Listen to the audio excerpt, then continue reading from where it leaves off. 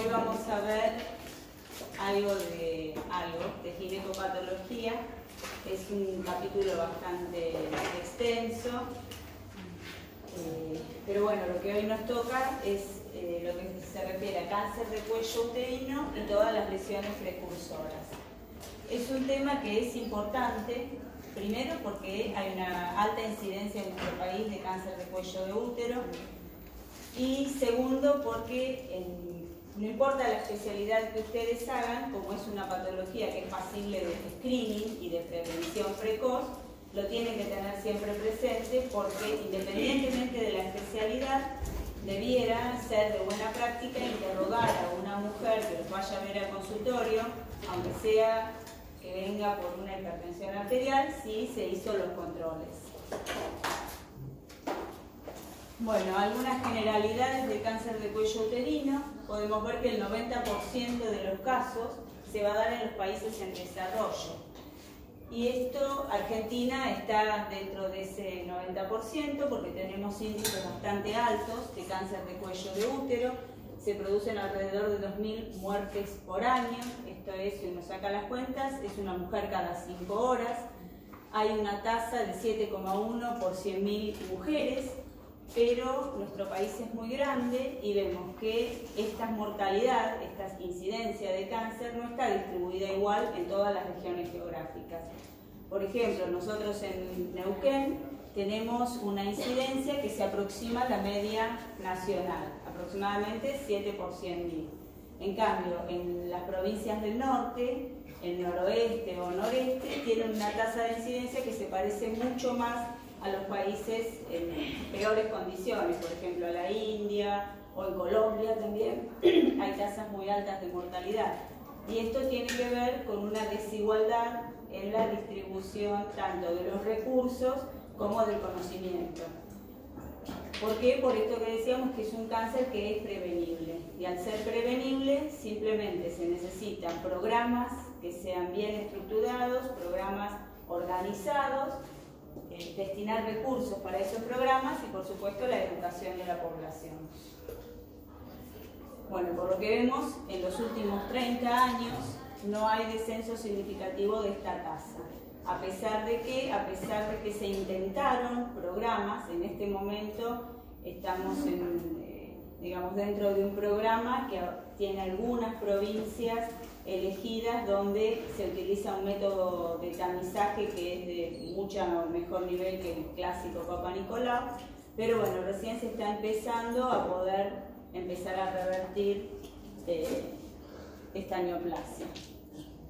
Bueno, por esto que veníamos diciendo, vemos que es un problema que es importante en salud pública, porque si bien ustedes van a leer en el Robbins que en Estados Unidos creo que es la causa de mortalidad por cáncer está como en el número 15, 16, el cáncer de cuello uterino, en nuestro país, siempre dependiendo del lugar, yo hablando de la provincia de Neuquén, es la tercera causa de muerte en las mujeres, a pesar de que es una patología prevenible y que se puede curar cuando se diagnostica en estadios tempranos.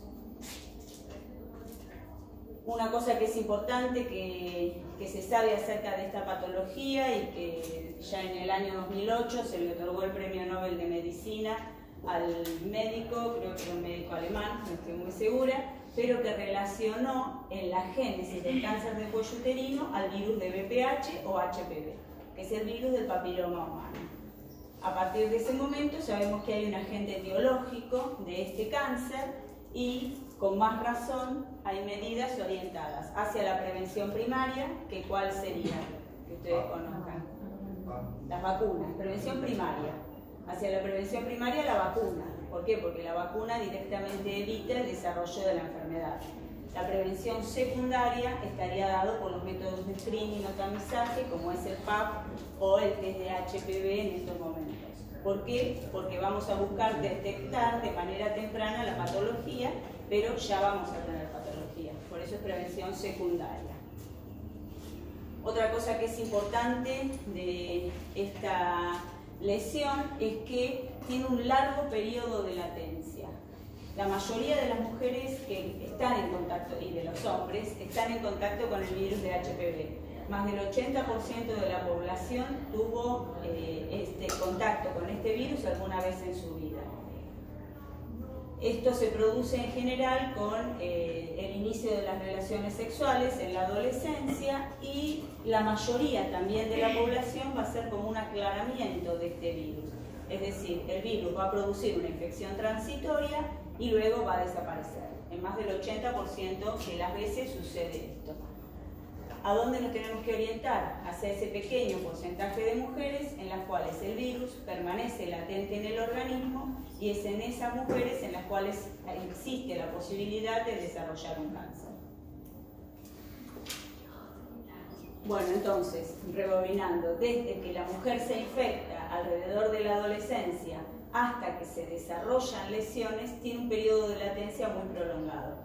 ¿Por qué? Porque va a haber habiendo pasos intermedios en la génesis de este cáncer. Entonces esto puede ser entre 5 hasta 10 años, hasta que una mujer desarrolla lesión.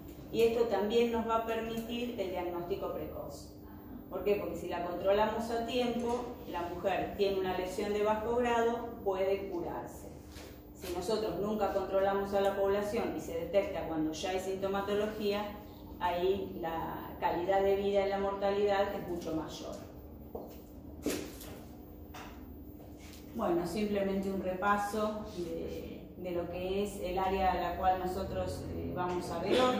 Recuerden que este virus, el virus de HPV, puede infectar no solamente el cuello de útero. Es un virus que va a tener posibilidad de infectar los epitelios estratificados, esto es, las membranas mucosas y la piel. Entonces, vamos a tener lesiones por HPV en el cuello de útero, pero también vamos a ver que este virus aparece como agente etiológico en los cánceres de vulva, en el cáncer de vagina, en el cáncer de pene y en el cáncer del área perianal y del ano. También en la cavidad oral, es decir, todas las zonas donde hay contacto sexual. La forma de adquisición es la vía sexual.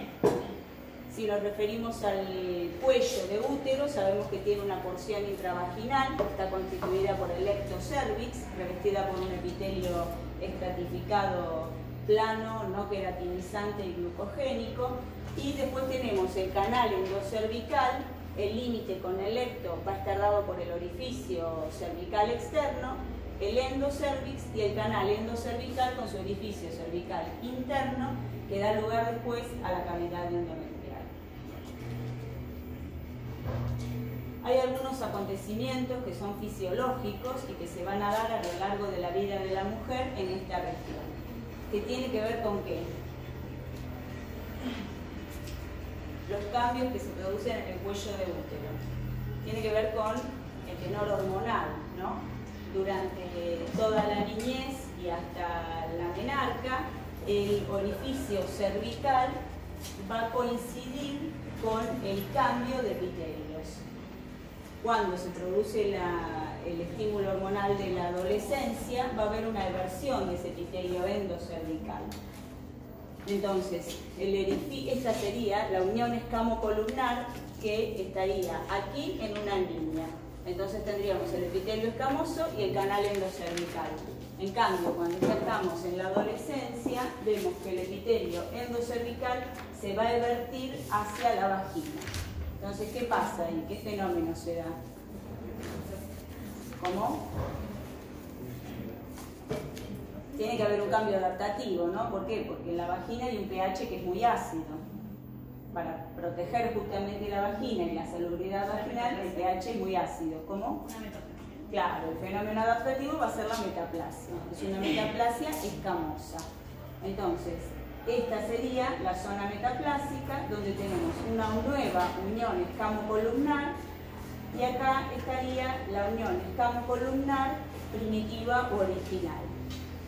Todo este sector que es metaplásico es lo que se llama la zona de transformación. ¿Y por qué es importante? Porque es una zona donde vamos a tener mayor movilización epitelial, donde puede haber pequeñas efracciones. Es una zona como más débil y que va a poder permitir el ingreso del virus a las capas basales del epitelio.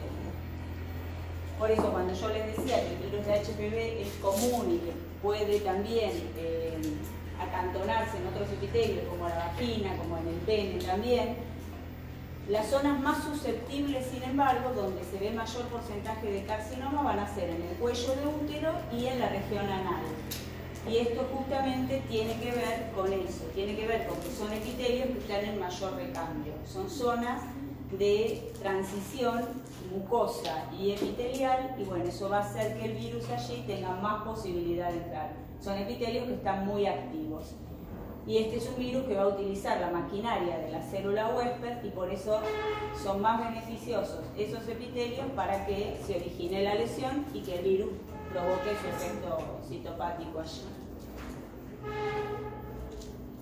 Bueno, es un poquito un esquema de lo mismo. Vemos cómo el epitelio de glandular, que sería el que reviste la cavidad endocervical y se vierte hacia la vagina, va haciendo esa metaplasia. Bueno, no los quiero aburrir, esto es más de lo mismo.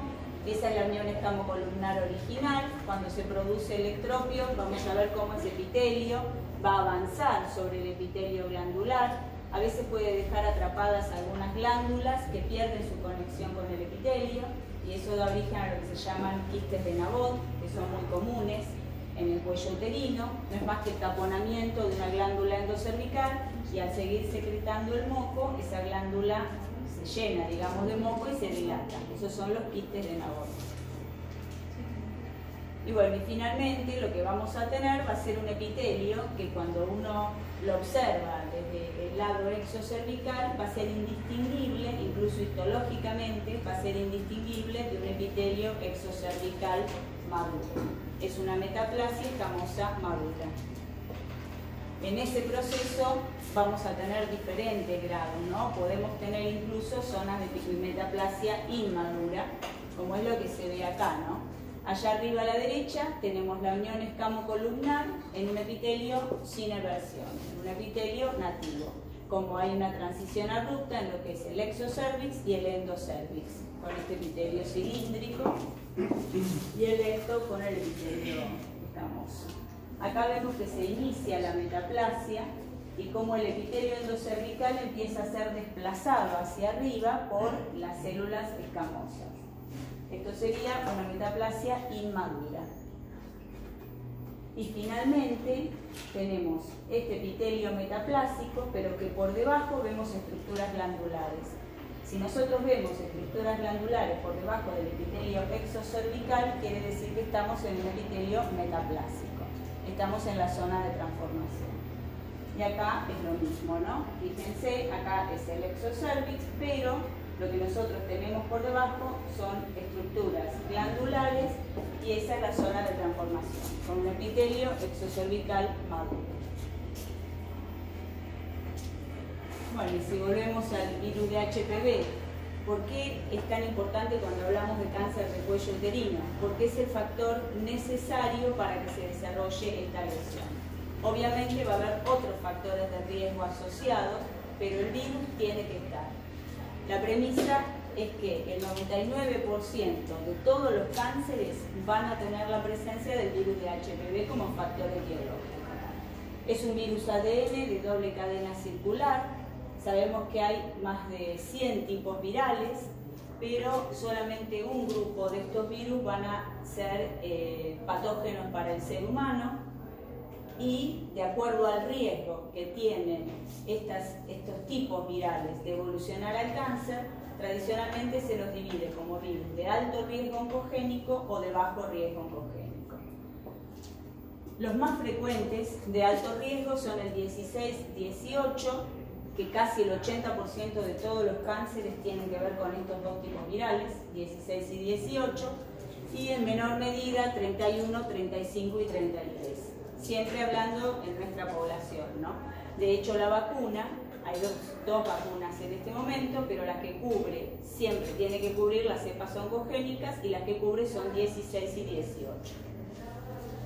Y dentro de los de bajo riesgo oncogénico, los más frecuentes son el 6 y el 11, que van a producir las verrugas genitales. Bueno, es la enfermedad de transmisión sexual más frecuente, esto que les decía, más del 80% de la población tiene contacto con este virus alguna vez en su vida.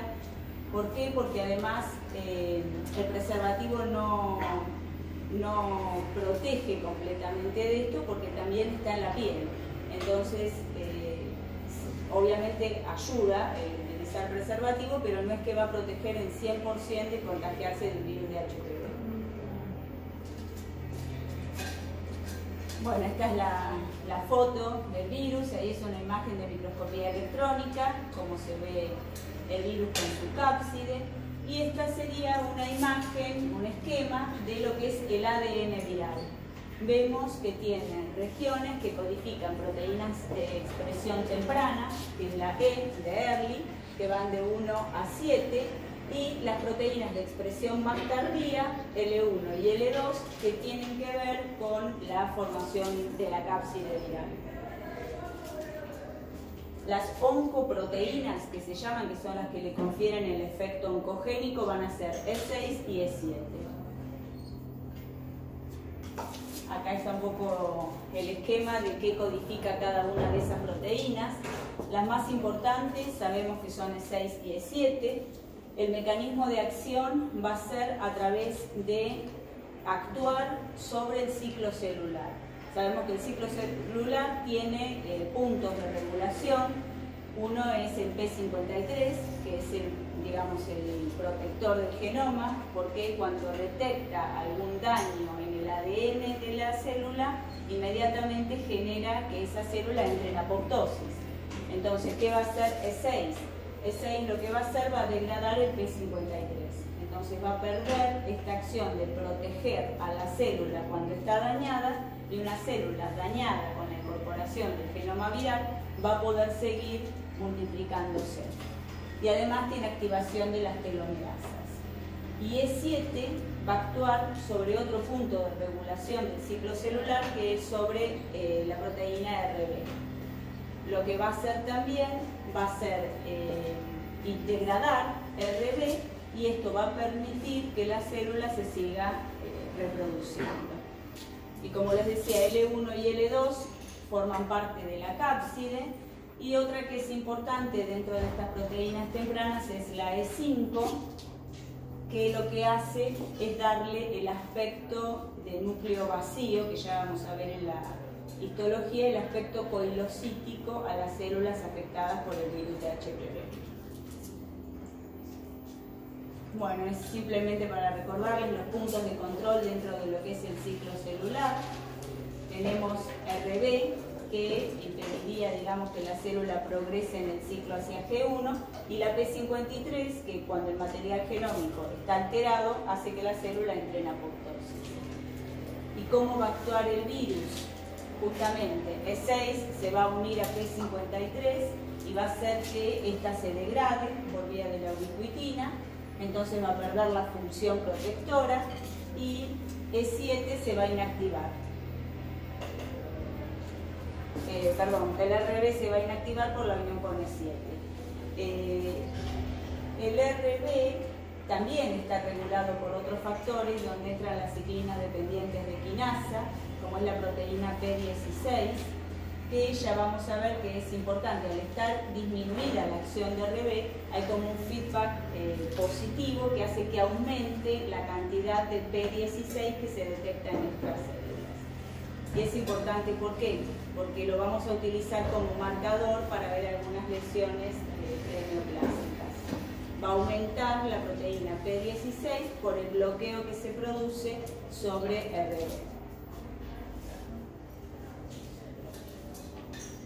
Bueno, como les decía, esto lo que representa es los métodos diagnósticos que tenemos para acceder al cuello de útero.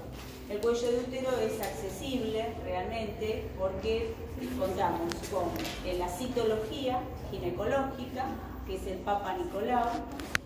Papa Nicolau fue uno de los primeros en descubrir, por así decirlo, o hablar de lo que es la prevención en cáncer. A través de la evaluación de estas células descamadas, él detectó que había cambios que eran compatibles con el cáncer. Así que fue un gran descubrimiento para la humanidad, por así decirlo, porque a partir de ahí, en los países donde se hicieron los controles periódicos y los programas organizados para hacer la prevención del cáncer, la mortalidad bajó muchísimo y prácticamente en Canadá, Inglaterra, Estados Unidos prácticamente no tienen cáncer de cuello de útero. ¿Por qué? Porque detectan temprano todas las lesiones. Entonces ahí tenemos la imagen de la citología y la imagen de la colposcopía. La colposcopía también es una herramienta muy importante que se va a utilizar en adyuvancia con los otros test, con el test de HPV y con el Papa Nicolau, y lo que va a permitir es, cuando hay un ojo entrenado, es visualizar directamente el cuello de útero y poder detectar la presencia de algunas anomalías, detectar la presencia de la zona de transformación, si hay metaplasia, y hay todo un score, digamos, de lo que es la colposcopía, que va en avance de acuerdo a las lesiones. Y ahí se ve un poco, ¿no? Abajo lo que representamos es el contacto con el virus. El virus, el contacto en general se va a dar alrededor de los 15 años aproximadamente, y al principio no va a haber alteraciones. Arriba a la izquierda tenemos células exocervicales normales. El PAP lo que hace es descamar las células exocervicales y nosotros las miramos al microscopio. No hay ninguna alteración a nivel de la colposcopía, y esas infecciones, vemos que ahí abajo habla de la eliminación, porque la mayoría de las mujeres van a conseguir eliminar el virus con un estatus inmunológico adecuado. Se va a eliminar el virus y no va a tener más alteraciones. Si la infección persiste, ya tenemos un segundo nivel, donde tenemos un cuello que va a estar infectado, como se observa arriba. Ya después lo vamos a ver mejor, pero es la imagen típica de la infección viral o de los cambios que se llaman coilocitosis, que esto nos habla de infección por el virus de HPV, que se refleja en una zona de transformación un poco más congestiva a nivel de la colposcopía. ¿Cuál es la posibilidad? Que la enfermedad progrese o puede también regresar. En este estado, digamos, estamos en este nivel, estamos en una infección transitoria, y en general son lesiones de bajo grado. Ya después lo vamos a ver bien. Si progresa, estaríamos ya en una lesión precancerosa, que son las lesiones de alto grado y que tienen otro reflejo en lo que es el PAP. Y finalmente el cáncer invasor.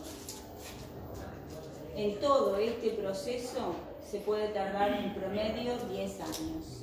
Por eso es importante la prevención.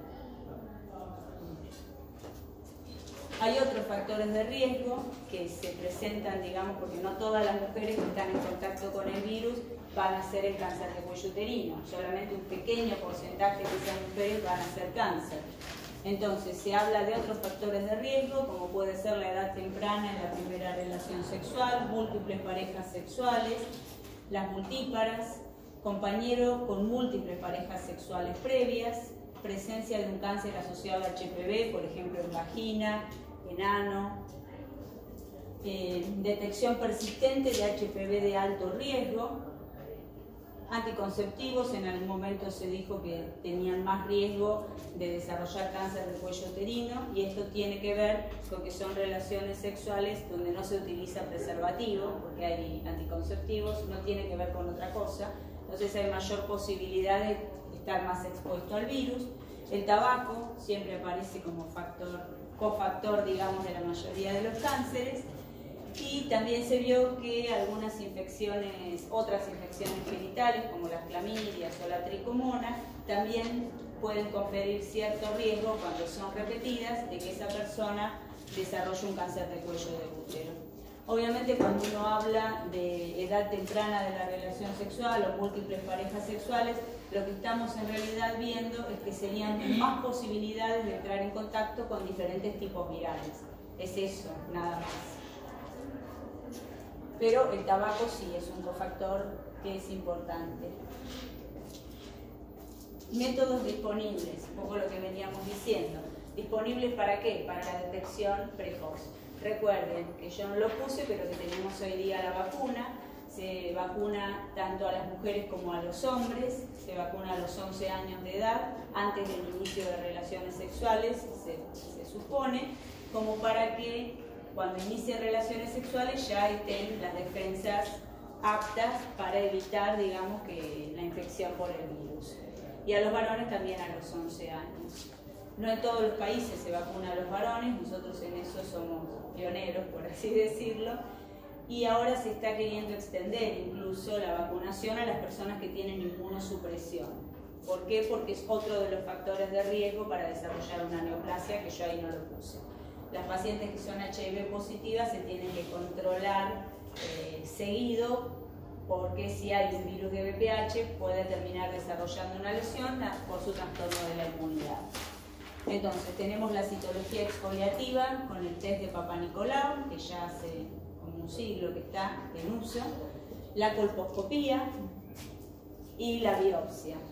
Siempre la biopsia va a ser lo que nosotros llamamos gold standard, porque es lo que nos va a dar el diagnóstico definitivo para poder hacer el tratamiento. Nunca se hace un tratamiento sobre todo si hay la ablación de un órgano solamente con un Papa Nicolau.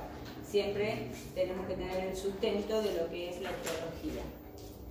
Y hay otros test que se utilizan ahora, que son los test de detección de HPV, que directamente lo que hacen es medir el ADN viral en las secreciones de esa paciente. Y lo que se buscan van a ser los HPV de alto riesgo oncogénico. Hay algunos auxiliares, como es la inmunohistoquímica, que se va a hacer sobre la biopsia, con la técnica del P16, por esto que les había dicho, que va a estar aumentado en consecuencia de la inhibición de la proteína RB, y el Ki67, que en realidad lo que nos va a mostrar es un indicador de la proliferación. Lo que nos marca van a ser las células que están proliferando y nos va a mostrar que es un epitelio que, además de tener la P16 aumentada, tiene gran proliferación. Bueno, acá hay una foto de George Papanicolaou. ¿Profe, consulta? Sí. Lo de la proteína RB. Sí. Eso es una proteína supresora de tumores, ¿cierto? Sí. Y esa se inhibe en este caso, como la P53. Claro, lo va a fosforilar e inhibe la acción de esa proteína. Lo que se inhibe es la acción como protectora, digamos. Eso es lo que inhibe. Y impide que actúe, se fosforila e impide que actúe, que como vos decís, es protectora. Entonces, si no actúa de manera protectora, permite que avance la proliferación celular con todas las alteraciones que tiene esa célula. Bueno, era griego, Papanicolaou, y fue, como les decía, un poco el padre de todo lo que es la prevención, por lo menos el cáncer de cuello de útero. El PAP, que es un examen que lo que hace es detectar células anormales en el cuello de útero.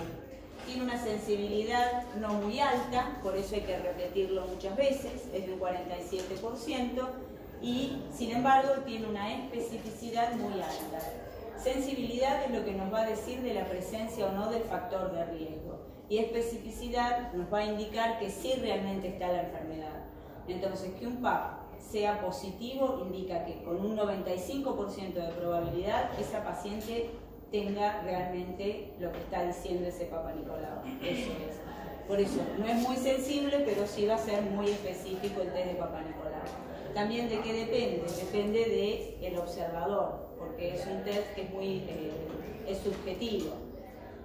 Hay una persona que está sentada en el microscopio y es la que evalúa todas las células, o sea, no es automatizado. Al ser operador dependiente también tiene subjetividad y por eso baja la sensibilidad. Bueno, ¿en qué consiste? A través de una espátula lo que se hace va a ser la exfoliación, de las células del exocervix, y también se busca tener material del canal endocervical. ¿Por qué? Porque, como decíamos, si es una mujer en edad fértil, la zona de transformación va a estar expuesta. Pero si estamos hablando de una mujer ya menopáusica, en general lo que se produce es lo inverso a lo que se da en la menarca. En la menopausia se produce lo que se llama entropion. Esa zona, esa unión escamocolumnar va otra vez hacia el interior de la cavidad endocervical. Entonces en las mujeres menopáusicas hay que ir a buscar la lesión más adentro del canal endocervical. Por eso el muestreo tiene que ser tanto del exo como del endocervix en el Papá Nicolau. Entonces, ¿qué es lo que nosotros vamos a ver en el PAP? Vamos a ver las células escamosas en sus diferentes tipos. Sabemos que en el cuello del útero están las células superficiales, las intermedias, las parabasales y las basales. Son todas células escamosas que tienen que mantener su relación nucleocitoplásmica, sus características tintoriales. Además podemos tener células endocervicales y además podemos tener células metaplásicas. Es todo lo que nosotros vamos a observar en un PAP. ¿Y qué posibilidades tenemos? De que las células sean de aspecto normal, entonces es lo que llamamos negativo para lesión intraepitelial. Este es el sistema Bethesda de clasificación de los PAP. Antes se usaban las clases de Papá Nicolau. Papá Nicolau, cuando primero lo describió, habló de clases. Clase 1 era normal, clase 5 ya era un cáncer. Con el tiempo se vio que eso no era fidedigno y se buscó ir cambiando este sistema de informar y que sea aceptado para todos y aplicable por todos también. Entonces lo que se usa ahora, las clases de PAP quedaron afuera, digamos, es este sistema Bethesda, que Bethesda es una ciudad donde se reunieron un grupo de ginecólogos, de patólogos, a discutir este tema y se estableció esta clasificación. Entonces, las posibilidades son que sea negativo, porque hay células normales o células reactivas, como una metaplasia o con cambios inflamatorios. Puede haber, por ejemplo, una infección por una tricomona, una infección por un herpes, y eso nos puede dar cambios reactivos, pero no neoplásicos. Entonces, a eso se lo llama negativo para lesión intraepitelial o malignidad o negativo. ¿Qué podemos tener? Podemos tener una lesión intraepitelial de bajo grado, que estaba en la parte izquierda de ese espectro de alteraciones virales con los coilocitos, ¿no? El primer paso en la carcinogénesis va a ser una lesión intraepitelial de bajo grado. Podemos tener una lesión intraepitelial de alto grado, que es cuando el virus va avanzando en el espesor del epitelio y ya tenemos mayor compromiso del espesor epitelial, o podemos tener un carcinoma ya desarrollado. En el medio hay dos estados que en realidad lo que nos manifiestan es la duda que se le presenta a la persona que va a estar observando ese extendido, que se llaman ASCUS y ASH. Esto es células con atipía indeterminada, es el ASCUS, y células atípicas que probablemente sean una lesión de alto grado, es el ASH. Células escamosas atípicas, probables. La H es probable alto grado, y células escamosas atípicas, AS es indeterminado, como que no se sabe por qué son. Eso en realidad no son categorías diagnósticas, sino que son dudas que uno los representa de esa manera. Lo importante que ustedes sepan es que el bajo grado, el alto grado y negativo. Y bueno, ¿cómo se va a reflejar? Acá vemos los primeros cambios, es la atipía viral o atipía coilocítica, donde vemos un halo claro perinuclear, el núcleo es central, a veces los núcleos son más hipercromáticos, puede haber binucleación, eso es lo que llamamos coilocito. Este halo claro que lo define va a estar dado, como les decía al principio, por la proteína E5 del virus, que lo que hace es interactuar con los microtúbulos y los filamentos citoplasmáticos y le confiere ese aspecto claro o del citoplasma vacío. Si avanzamos, tenemos la lesión intraepitelial de bajo grado, donde ya lo que más nos tiene que llamar la atención van a ser los núcleos. Los núcleos van a estar aumentados de tamaño, la relación núcleo-citoplásmica va a cambiar, pero sigue habiendo mucho citoplasma. Y cuando nos vamos al espectro de alto grado, fíjense, lo que más llama la atención son esos núcleos donde la relación núcleo-citoplasma es muy alta. ¿Por qué? Porque son núcleos muy grandes y se va perdiendo citoplasma. Por eso las lesiones de alto grado a veces son más difíciles de diagnosticar porque son células muy chiquitas y puede haber pocas células y a veces se pasan por alto. Bueno, y acá tenemos esto de la dura. En aquel caso vemos algún núcleo aumentador de tamaño, pero hay mucho infiltrado inflamatorio. Sería difícil saber si es neoplásico o si es reactivo y uno a veces opta por definirlo como ASCUS. Profe, me quedó la duda de lo que era el coilocito.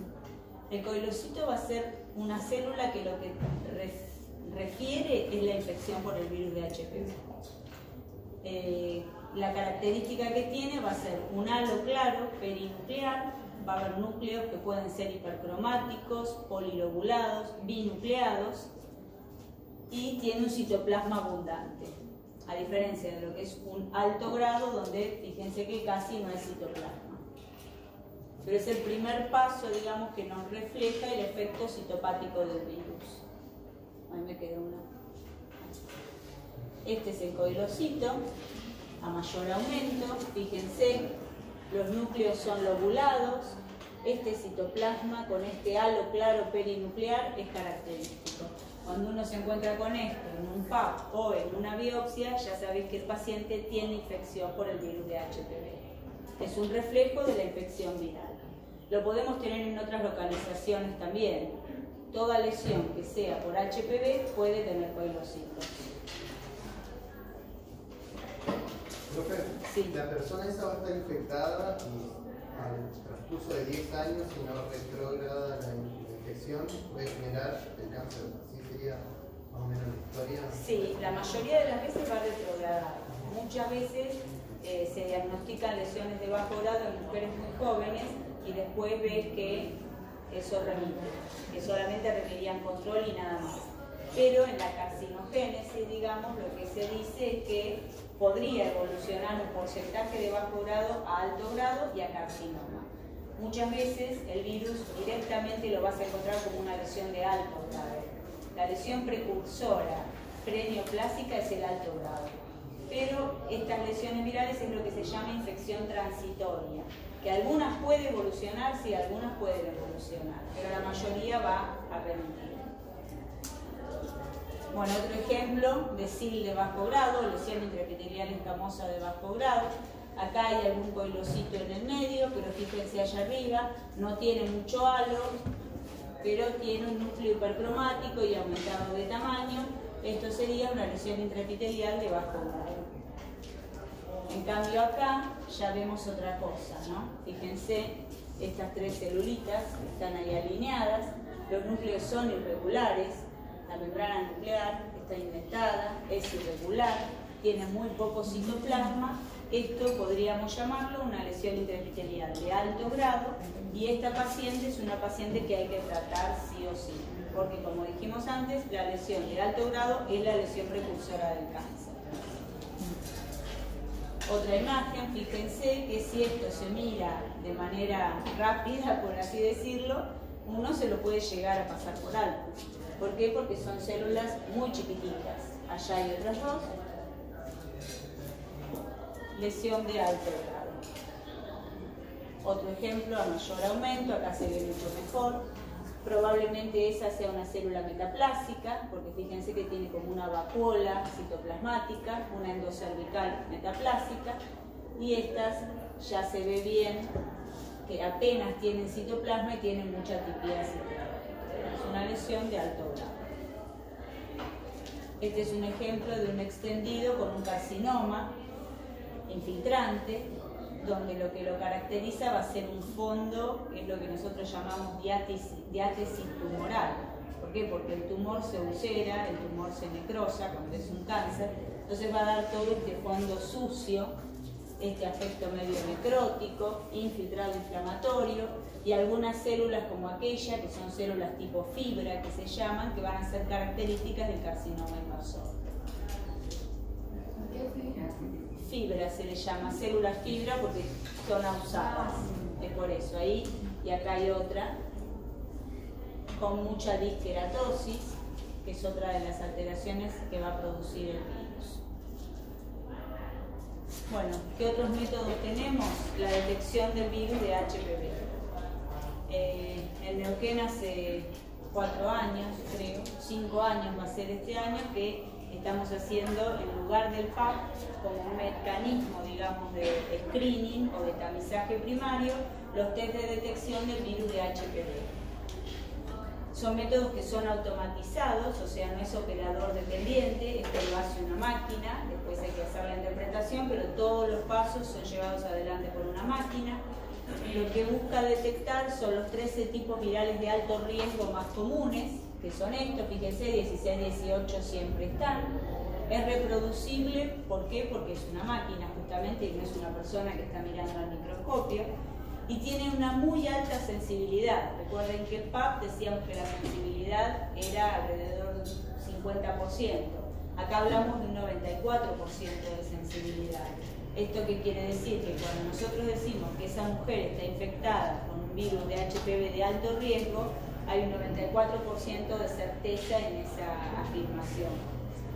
La especificidad no es tan alta. ¿Y por qué? Porque al detectar el virus, muchas veces va a detectar a mujeres que no tienen lesión. Sí tienen el virus, pero ese virus va a ser eliminado por la paciente. Entonces baja la especificidad en relación al PAP. ¿Qué es lo que se hace? Se hace el test de HPV y en el mismo momento el ginecólogo hace la toma del Papá Nicolau. ¿Y por qué? Porque lo que primero se informa es el test de HPV a todas las mujeres mayores de 30 años. Si es menor de 30 años no tendría sentido hacerlo porque sabemos que la mayoría de las mujeres van a dar positivas. Por esto de que se da sobre todo en una población joven la mayor presencia del virus, ¿no? Y estaríamos como sobrediagnosticando a mujeres jóvenes con el virus que sabemos que a largo plazo lo van a terminar eliminando. Entonces, se hace a partir de los 30 años. Si el test de HPV, sí. Si da positivo el test de HPV, se hace la coloración del PAP y la lectura de ese Papá Nicolau. ¿Por qué? Porque sabemos que esa mujer tiene el virus, entonces vamos a buscar ver si hay lesión. Que tenga el virus no significa que haya lesión, eso acuérdense. El que nos va a decir si hay lesión va a ser el PAP. Y que como tiene una muy alta especificidad, va a ser muy útil hacerlo de esa manera combinada. Si el test de HPV es negativo, la mujer no tiene el virus, no se lee ese Papá Nicolau. No tiene sentido porque ya sabemos que como el HPV es el agente etiológico del cáncer de cuello uterino, no va a tener nada. ¿Me quieres preguntar? Sí, con respecto a los cepas 16 y 18, ¿pueden producir robos digitales? ¿Qué cosa? ¿Pueden producir robos digitales o exclusivamente para la cepa 6 y 11? Y en general lo que se dice es que 16 y 18 se asocian al cáncer. Pero... ¿Que puede haber un cáncer verrugoso? Sí. Y eso tiene que ver con las oncoproteínas, que son como más potentes cuando es un virus oncogénico. O sea que una verruga genital podría estar producida por 16 y 18 o 18. ¿No? Y en general es 6 y 11 la verruga. Y los tipos de bajo riesgo. Porque la verruga no tiene mayor connotación oncogénica, digamos, ¿no? La verruga es una tumoración benigna. Entonces, 16 y 18 es más asociado directamente al cáncer. 16 al carcinoma escamoso, que es lo que se ve en el 80% casi de los epidermoides, y el 18 al adenocarcinoma.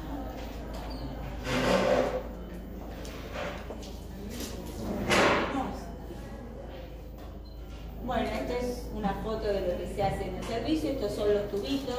Este test también tiene una gran ventaja porque permite la autotoma. La mujer se lo puede hacer sola y tiene la misma sensibilidad que cuando se hace la toma dirigida por un médico.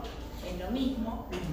Y bueno, es un cepillito, por eso lo que recolecta van a ser las secreciones vaginales, porque no busca células, a diferencia del Papá Nicolau. Por eso es mucho más sencilla la toma. Solo con tener una toma de secreción vaginal, donde puede estar el virus, ya podemos tener material suficiente para hacer el diagnóstico. ¿Cómo? Ese es el tubito que se usa para hacer el test. Ese cepillito es lo que se introduce en la vagina, se lo gira y después se mete en el tubo y se manda al laboratorio. Esta es la gradilla con todos los tubitos como nos llegan de toda la provincia. Es sencillo y mayores de 30. El Papa Nicolau, porque eso por ahí en el libro, no sé cómo está en el Robbins, pero en el programa nacional, y lo que las pautas que se siguen, por lo menos en Neuquén, el PAP se hace a partir de los 25 años. No se recomienda hacer el PAP en mujeres menores de 25 años, directamente.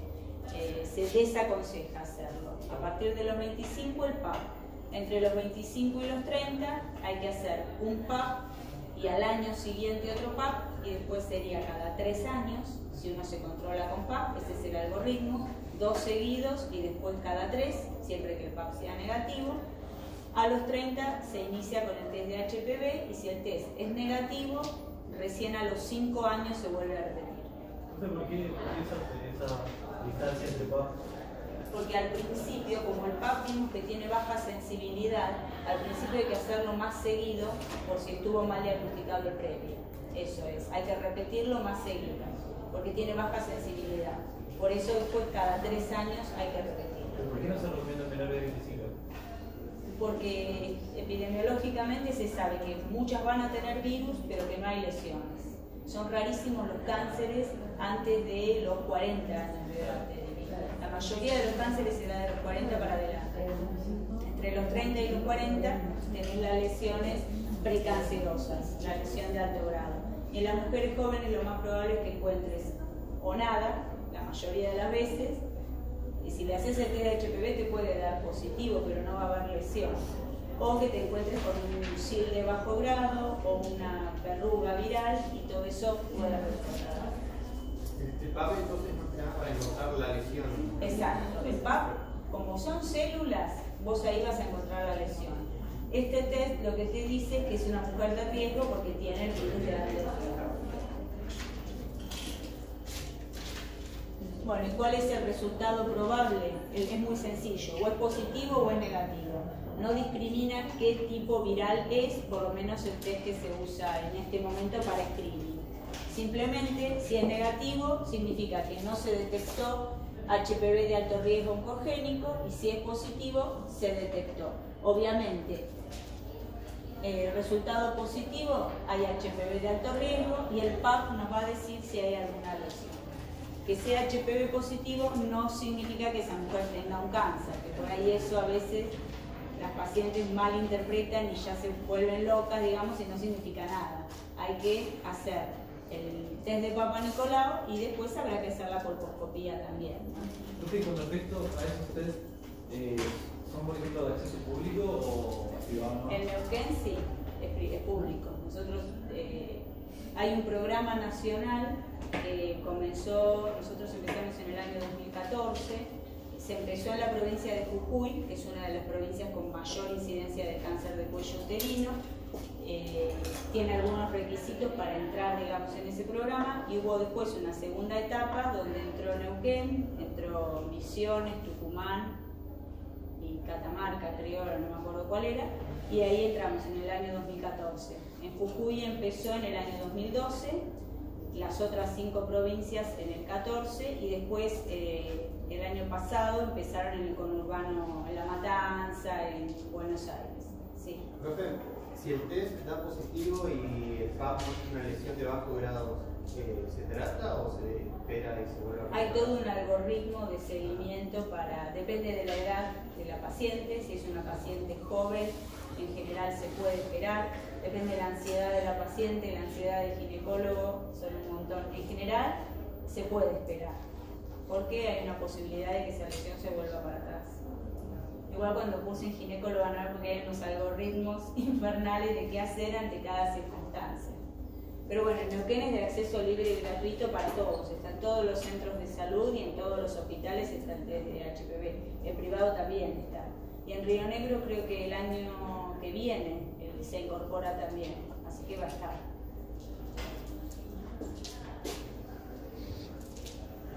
Bueno, y pasamos a la biopsia, ¿no? Que como decíamos va a ser el metro patrón para cualquier tipo de tratamiento. Es el estudio que da la certeza diagnóstica. Siempre tenemos que tener una biopsia para que el ginecólogo se guíe a ver qué es lo que tiene que hacer. Bueno, hay diferentes tipos de biopsia que responden a diferentes tipos de patología. En general, lo primero que vamos a tener van a ser las biopsias pequeñas, son biopsias que son por una pinza de sacabocado. Puede haber legrados endocervicales, es decir, ir a buscar dentro del canal endocervical si está la lesión. Puede haber resecciones, que es lo que se llama con LIP, que LIP es un asa especial que utilizan los ginecólogos, que lo que hace es una resección pequeña del cuello de útero, sin llegar a ser un cono, que es una lesión, saca también todo el exocervix y el endo, pero es mucho mayor cuando es hecho con bisturí. Hay otras cosas como la amputación del cuello, la histerectomía total radical ampliada, que es la operación de Bergen-Makes, se llama, que es cuando ya hay un cáncer invasor y se sacan todos los ganglios también, se sacan parametrios, se saca ganglios, se saca mando vaginal, y podemos llegar incluso a la exenteración. La exenteración es, además de sacar lo que es el útero, que es el órgano que está dañado, puede estar comprometiendo hacia adelante a la vejiga y hacia atrás el colon. Entonces, hay determinados casos donde hacen la operación en bloque. Exenteración anterior se llevan vejiga, o anterior y posterior se llevan también colon, o posterior es útero y colon. Depende para dónde se esté yendo la lesión. Cada vez estas cirugías tan radicales se están usando menos porque se usa más la quimioterapia neoadyuvante, ¿no? Pero bueno, había momentos que esas piezas eran... Y bueno, la colposcopía, que va a mostrar diferentes tipos de lesiones. Fíjense cómo este es un cuello que es mucho más rugoso, tiene una lesión sobreelevada. Esto lo sabe ver bien el colposcopista, nosotros no. Pero ¿para qué sirve también? Porque a nosotros nos van a dirigir la biopsia con la colposcopía. El colposcopista tiene que observar ese cuello, ver cuáles son las áreas más sospechosas, y de esos lugares va a ser la biopsia en sacabocado. Bueno, y para clasificar, cuando tenemos una biopsia de cuello de útero, también, lamentablemente para ustedes, chicos, hay toda una nomenclatura. Esta nomenclatura evolucionó con los años. ¿Y por qué evolucionó también? Entre otras cosas, por el descubrimiento de que el HPV es el factor etiológico y que hay infecciones transitorias, infecciones recurrentes. Entonces la nomenclatura fue cambiando. Fíjense, en el 50, con Reagan, se utilizaba el término displasia, donde aparecía la displasia leve, la moderada, displasia intensa o severa, carcinoma in situ y el carcinoma invasor.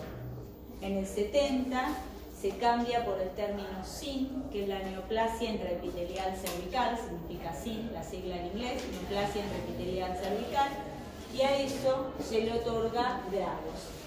Estaba en primer lugar el condiloma plano, es decir, la lesión viral que puede adquirir dos formas, o es una verruga o es plana. En el cuello de útero, en general, va a ser plana la lesión viral, por eso se llama condiloma plano. Por ejemplo, en la piel perianal o en el pene o en la vagina, en general las lesiones van a ser verrugosas, entonces son condilomas acuminados. En el cuello uterino, en general, es plano. Y la neoplasia intraepitelial cervical sin 1 o grado 1 es cuando las alteraciones comprometían el tercio inferior del epitelio. Fíjense que siempre estuvo este concepto de esa evolución, ¿no?, de la lesión. Después teníamos el SIN2 o neoplasia intraepitelial cervical grado 2, en la cual veíamos comprometido, siempre el epitelio es como que se divide en 3 partes en el cuello, ¿no?, o se dividía en 3 partes. El SIN1 agarramos nada más que la parte de abajo. El SIN2, el tercio inferior y el tercio medio del epitelio comprometía. Y el SIN3, o neoplasia intraepitelial cervical 3, que incluye al carcinoma in situ, es cuando está todo el espesor del epitelio con atiplía citológica. Esto cambió a partir de la incorporación del sistema Bethesda, que es el mismo sistema que se utiliza en la citología, se empezó a usar para informar también las biopsias. Entonces tenemos la lesión de bajo grado, lesión intraepitelial escamosa de bajo grado, low SIL, se le llama L-SIL, que incluye al SIN1 y a toda lesión viral. Toda lesión por HPV está incluida en la lesión intraepitelial escamosa de bajo grado o LOWCIL o LCIL. Y tenemos a la lesión intraepitelial escamosa de alto grado, HIGH-CIL, que incluye lo que era la neoplasia grado 2 y la neoplasia grado 3. Y el carcinoma in situ de la primera clasificación de displasia. Entonces es un sistema binario que nos va a dar mayor reproducibilidad diagnóstica. No es lo mismo tener que dividir en 3 que dividir en 2. Es como que es más fácil. ¿Por qué se da esto? Porque acá, dentro de lo que es el SIN2, había grandes variaciones en el tratamiento. Muchas veces a mujeres jóvenes se terminaban haciendo tratamientos ablativos con un cono frío que después trae dificultades en los partos, trae dificultades en el embarazo. Entonces, ese área de grises se trató de aclarar un poquito para poder tratarlos todos de manera segura, digamos, se incluyó dentro de la categoría de alto grado. Igual vamos a ver que hay algunos cambios. Hubo una reunión en el 2008, creo que fue, que es el consenso de LAS, es la terminología LAS, que es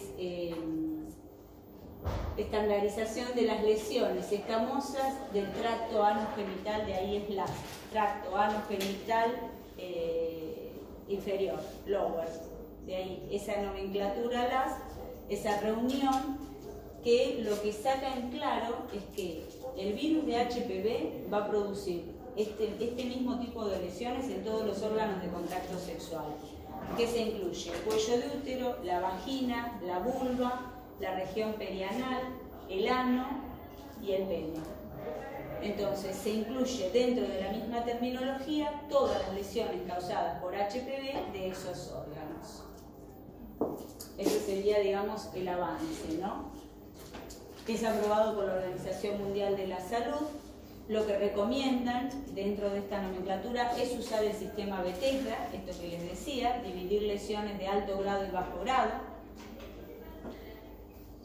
y clasifica según la etiología. ¿Por qué? Porque sabemos que la clasificación tiene que ver con el virus de HPV, porque asume que el virus es el que produce las mismas lesiones en todas estas áreas del tracto genital inferior.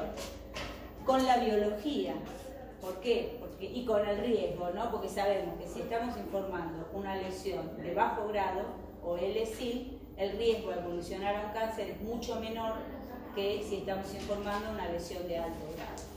El alto grado es el precáncer, el bajo grado es una infección transitoria. Y bueno, que unifica la nomenclatura en todo lo que es el tracto anogenital. Se va a informar igual una lesión de vagina, que la neoplasia intraepitelial vaginal será de alto grado y bajo grado, o vulva, que la del cuello uterino o la del pene.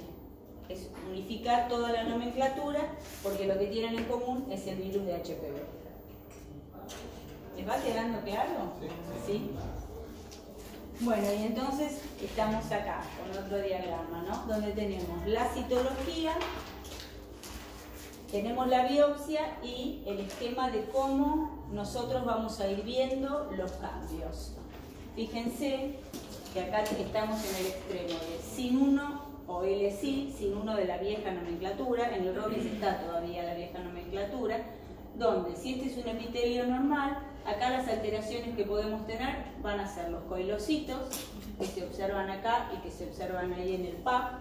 Puede haber una leve atipía en las capas basales, y ya acá estamos en el espectro del alto grado, donde vamos a tener mayor alteración. Acá tenemos, hay daño citopático viral y está en la mitad del epitelio, y eso va progresando la atipía hasta todo el espesor del epitelio. Y una cosa que es importante es que cuando avanza la lesión cada vez vamos a ver menos efecto citopático viral.